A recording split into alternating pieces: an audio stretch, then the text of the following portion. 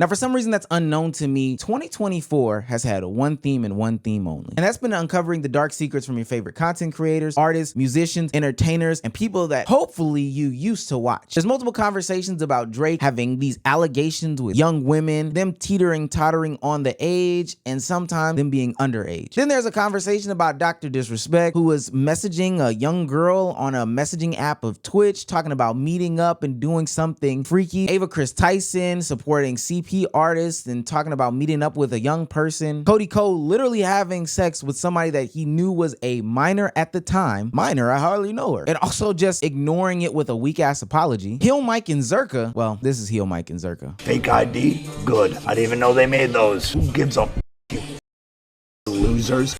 Yourself. Dave's doing tequila. Should we drink? I think we need tequila. I think we should. Yo, Sagan, come here. I say we go and get Yeah, some we should tequila. go.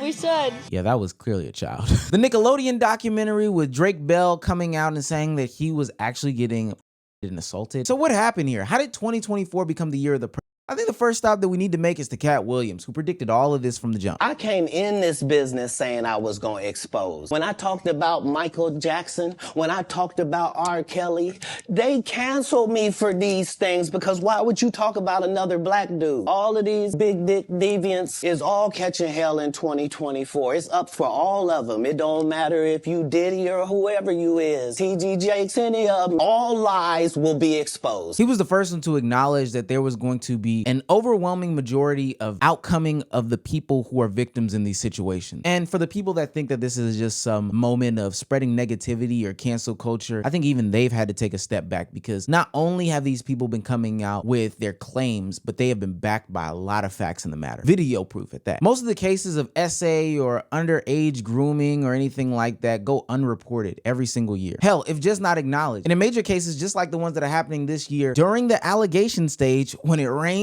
it pours. You see, people get a lot of courage from seeing others speak out about things. When they see somebody else step out on that ledge from somebody that is their abuser, then they get the courage and the strength to them say themselves, hey, this also happened to me. And usually these people who are doing the abuse in this situation aren't going to be one-time abusers. Abusers don't do something one time, get away with it, and say, whew, let me have a change of heart. That's just not how it works. And in terms of the amount of victims present in the world, especially at the hands of these specific people, it makes sense that it all comes out in 2024. There are some applications that I am not very fond of that need a lot of moderating. One day we might have to do a whole video about Omegle and Monkey and all this stuff like that. But those things streamline you right into a Discord chat where these adults are having access to kids, where influencers who have power, who have status, who have all these things have access to their young, impressionable audiences. And a lot of times in these conversations and situations, we see somebody that we perceive to be an adult talking down to somebody who is a kid, and not down to in a bad way, but down to more so meaning on the same level, making kiddie jokes, making references to television shows, and that could be their favorite thing. But I think that that's a way for them to connect with some of these kids on a different level to ultimately get their goal off. And what their goal is to talk about their big dick or whoever's dick size. God, they just seem so fascinated with dick. I will say, as somebody who has his own platform, multiple platforms at that, it is a balance. Ultimately, we do not associate or do any of that weird stuff on any platform that I am personally a part of. If you're caught saying those things, it's an automatic ban from any community that I'm in. But most importantly, we make sure to identify kids early and often and remind them that they are kids. Not in a way that seems bad or whatever the case may be. It comes off as a joke sometimes when we say, hey, what do you even know about that? You're X, Y, and Z years old. But it also serves as a reminder to let people in the conversation know, hey, don't say anything crazy or weird or whatever the case may be, because little James is a kid. And I think it also goes towards what type of content that you make in the conversation. I think a lot of the fast-paced editing, high-pitched voice talking, all these things, the screaming and the streaming, all these things put you in the face of somebody that is young as hell. And honestly, for me, I'm not a fan of that. I love talking about hoops on my other platform, and kids like hoops, of course, but I make it pretty clear that this is necessarily a kid-friendly hoop environment. We're not gamifying too many things with the bright colors and the lights and the buttons and points and all that in order to say, hey, this is where kids belong. Now, I'm not pushing away kids at all. I don't think that that's necessarily the the problem here. Kids can be in different places and spaces. It should be up to the adults to make the discernment calls to say, I'm gonna say this, do this, or not say this, do this. But as a creator, you do have a responsibility to gear your audience a certain way. And I think that they do it unintentionally, but also sometimes it's purposefully, but the parents are not the ones moderating what the kids are and aren't consuming. I don't know who thinks and believes that I make content for kids, but you're dumb as shit. The content that I make is for me and other grown ass niggas, bro. If kids tune in,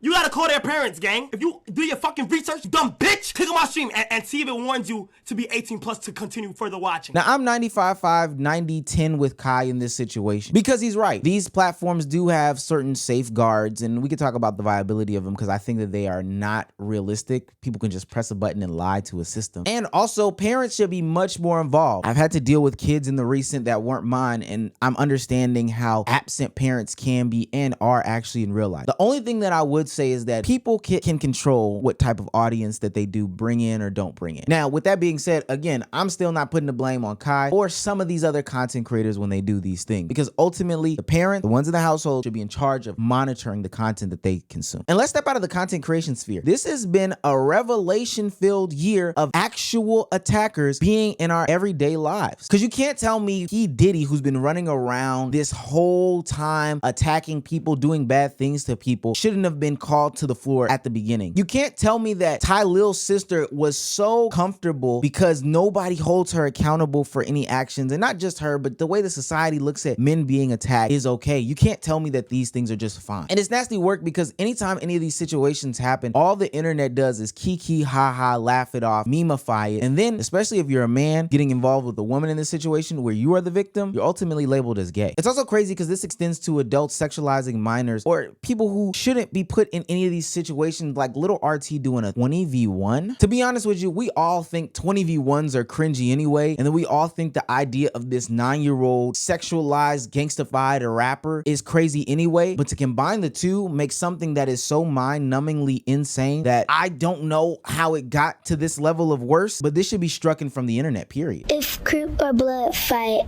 which one are you helping?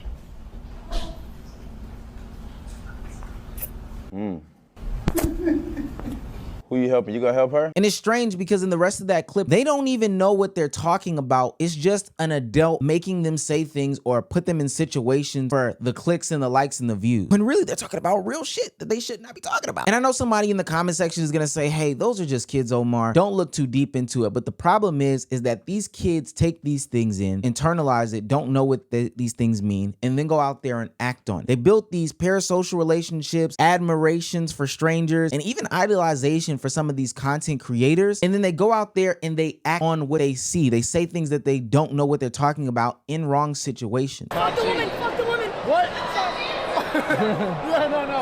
No, wait. We love women. We love women. We love women. But not like transgender. No. All gays should die. You know What's- Didi Osama? Okay, all right, so you watch Lil Mabu, Didi Osama, Speed, and me. Go home, okay?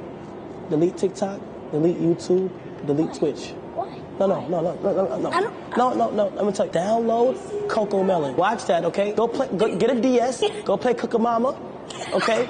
Get a Wii. Go play some Just Dance. It's amazing because all those kids can't read. The blend between what is a child space and what is an adult space is so blurry right now in today's society. It needs to be studied. And the phenom of predation has grown so much this year that content creators have even picked up on it and decided that they're going to take their massive influence, pair it with a celebrity, and go find those deviants themselves. I mean, to fucking take over all of you. This guy's here to meet a 15-year-old boy. He came here to meet a 15-year-old boy. That wasn't me. Okay, but what the fuck? That wasn't me. Shut up. What the Shut fuck? up. What the fuck? Shut up. Don't I mean, fucking do that. nigga, you just Don't hit my fucking nose. do This that one, shit. I didn't push. So what's up, nigga? No, I'm not trying to. So what's up? I didn't push you, bro.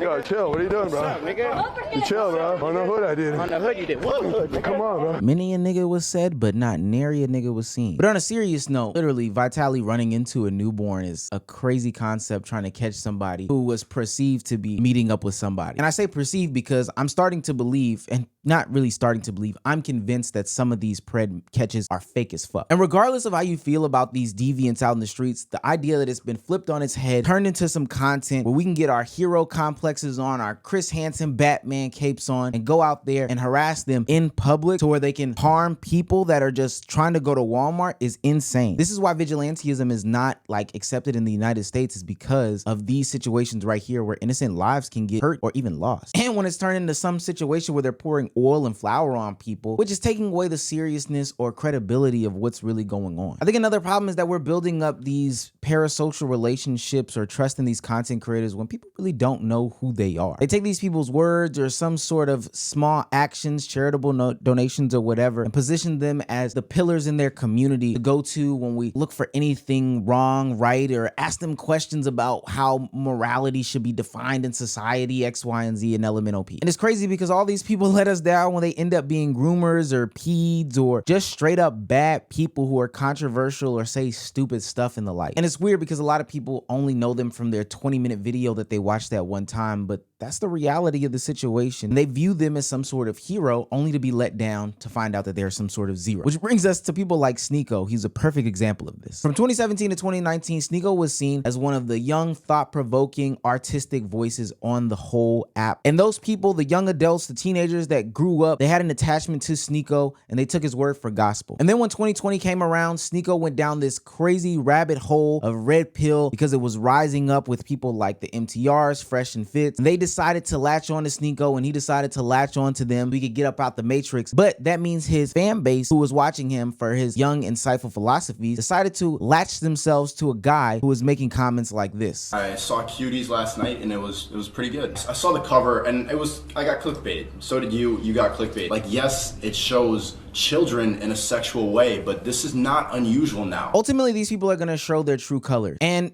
a lot of people are worse off than you think they are, especially when you combine money, power, fame, respect into their day-to-day lives. It only amplifies potential bad that they are. But the reason why they get to the level that they get to and they get to victimize the amount of people that they get to victimize is because we put so much faith into these people based off of 8 to 20 to 2 hour increments of their whole lives. You know, the ones that are polished up, edited, you know, graphics put behind them, etc., etc. You should not be idolizing these people that you claim to idolize. These people ultimately are bad people. Watch them for the entertainment, watch them for the video, take the words that they're saying, maybe have conversations about it, and tune into the next time. But please stop idolizing these content creators because a lot of them end up being preds in 2024.